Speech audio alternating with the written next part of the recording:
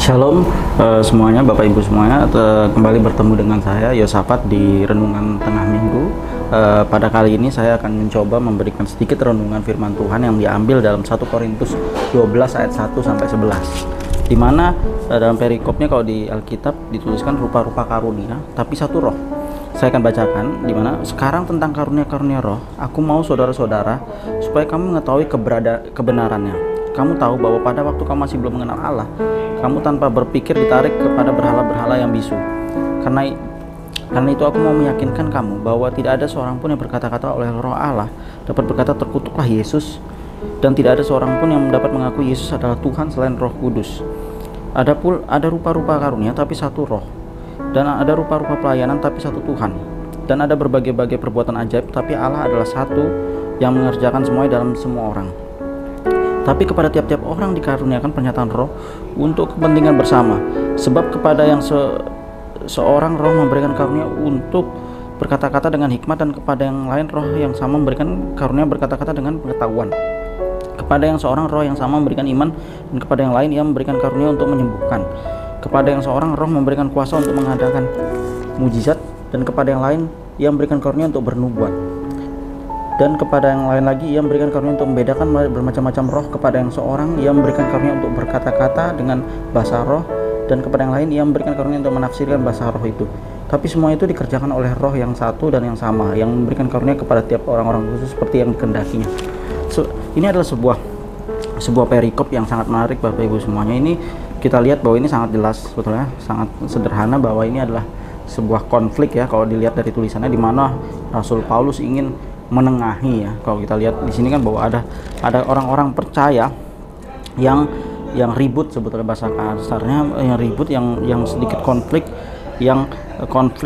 mengenai adanya pemahaman mereka yang menganggap karunia roh yang satu dan yang lainnya itu lebih tinggi daripada yang lainnya gitu. Maksud saya adalah misalnya ada yang mengatakan bahwa orang yang punya karunia bernubuat lebih tinggi misalnya daripada karunia mengajar dan sebagainya. Ini adalah yang Paulus ingin tegaskan, bahwa dia sangat tidak setuju dengan perpecahan-perpecahan ini. Ini adalah perpecahan-perpecahan yang tidak perlu terjadi seharusnya, karena ini adalah konflik-konflik yang sebetulnya membuat tubuh Kristus menjadi tidak baik gitu kan.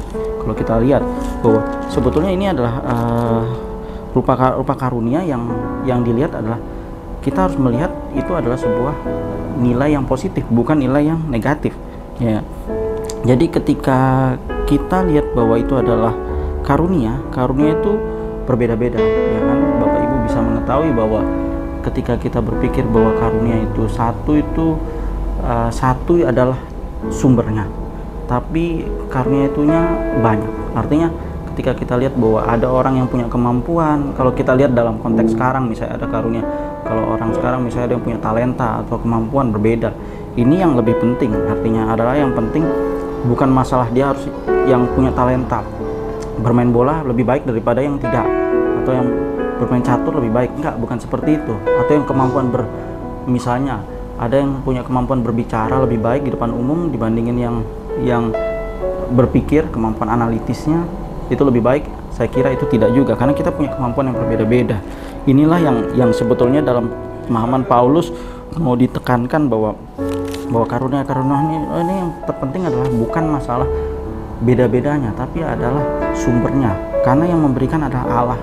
Jadi Allah ingin memberikan beda-beda ini untuk tujuan yang besar dalam hidup manusia. Artinya ada banyak hal yang Allah ingin lakukan dalam diri manusia, di mana itu tidak hanya butuh satu karunia atau talenta atau kemampuan, di mana kemampuan, talenta dan sebagainya itu saling bersatu untuk menciptakan dunia yang lebih baik, di mana akhirnya kalau dunia itu menjadi lebih baik, kehendak Tuhan itu menjadi nyata dalam hidup manusia. Itu yang Allah inginkan. Seperti yang Bapak Ibu lihat bahwa perbedaan itu ada hal yang wajar, tapi ketika kita melihat perbedaan yang wajar itu menjadi tidak baik, itu yang menjadi tidak wajar ya kan. Sehingga saya melihat bahwa talenta, kelebihan adalah sesuatu yang tidak mungkin tidak ada, tapi adalah sesuatu yang kita harus melihatnya dalam perspektif kacamata yang besar. Sehingga saya melihat ada 3 poin yang bisa kita pelajari, yang kita bisa renungkan pada hari ini mengenai perikop tersebut, yaitu pertama, perbedaan sebagai keindahan. Saya di sini mau menekankan kenapa perbedaan sebagai keindahan, Bapak Ibu semua. Pertama, ketika kita melihat perbedaan tuh punya unsur masing-masing, ya kan? Ya kan, kalau kita melihat hanya kita mencari perbedaan itu sebagai sesuatu yang negatif, akan terjadi sebuah konflik. Tapi ketika kita bisa berdamai dengan perbedaan itu, kita akan ada kedamaian dalam perbedaan itu, kan? Sama seperti perbedaan dalam kita melihat sesuatu, kita berdiskusi, kita bisa saling membelajar, kan? Ketika ada orang yang lebih ngerti di hal A, kita di hal B, perbedaan itu jangan kita membuat, oh saya lebih benar, oh kamu lebih benar. Tapi perbedaan itu adalah sebagai sarana kita untuk saling belajar, gitu kan? Karena perbedaan itu adalah indah. Sama seperti saya membayangkan ketika kita ke taman bunga misalnya, kan? Dimana di taman bunga itu banyak sekali bunga, kan Bapak Ibu semua. Bunga-bunga itu akan sangat indah ketika kita memang melihat bahwa di sana banyak sekali jenis bunga, kan? Bahkan maksudnya jenis bunga dari warna dan sebagainya berbeda-beda. Ada yang bentuknya seperti ini, ada yang bentuk seperti itu. Di situ adalah keindahan. Artinya perbedaan itu adalah sebagai keindahan. Ada memang perbedaan yang membuat kita harus tetap mempertahankan sebagai sesuatu yang tidak boleh kita lihat sebagai sesuatu yang selalu baik. Tapi ada sebagian besar ketika khususnya untuk konteks di perikop ini, kita berbicara mengenai perbedaan di mana itu tujuannya Allah yang memberikan untuk tujuan besar Allah dalam kehidupan manusia. Seperti itu. Jadi perbedaan adalah sebagai keindahan. Hal yang pertama. Yang kedua adalah persatuan bukanlah keseragaman. Hal yang kedua saya mau tekankan adalah persatuan bukanlah keseragaman. Keseragaman ini tidak harus menjadi sesuatu yang semua seragam. Kita bisa bersatu tanpa harus memakai seragam yang sama. Inilah yang perlu ditekankan di hal yang kedua. Yang ketiga adalah semua manusia bernilai sama. Nah, di sini menurut saya yang menjadi penting bahwa Paulus ingin melihat bahwa manusia yang dikehendakinya, Allah yang menghendaki bahwa manusia itu adalah sama-sama bernilai dan punya tujuan yang berbeda untuk mencapai tujuannya. Sekarang yang terpenting adalah bagaimana kita memahami bahwa kita bernilai. Yang kedua, kita bisa memaksimalkan apa yang diberikan Tuhan dalam perbedaan itu untuk kita maksimalkan demi kemuliaan Tuhan. Dan itu juga bisa menolong orang atau membuat nilai-nilai kemanusiaan menjadi lebih baik. Saya kira itu adalah hal yang baik. Sehingga 3 hal ini, yaitu perbedaan sebagai keindahan, persatuan bukanlah keseragaman, yang kedua semua manusia di hadapan Allah bernilai sama, artinya sama-sama bernilai, tidak ada yang lebih tinggi daripada yang satu yang lainnya, tidak ada yang lebih rendah daripada satu. Semua manusia bernilai karena Allah mengasihi kita semua. Sehingga kita perlu melihat bahwa ini adalah sebuah renungan yang baik, bahwa Tuhan menciptakan sebuah keindahan yang luar biasa dalam hidup manusia yang harus kita syukuri dan kita kembangkan demi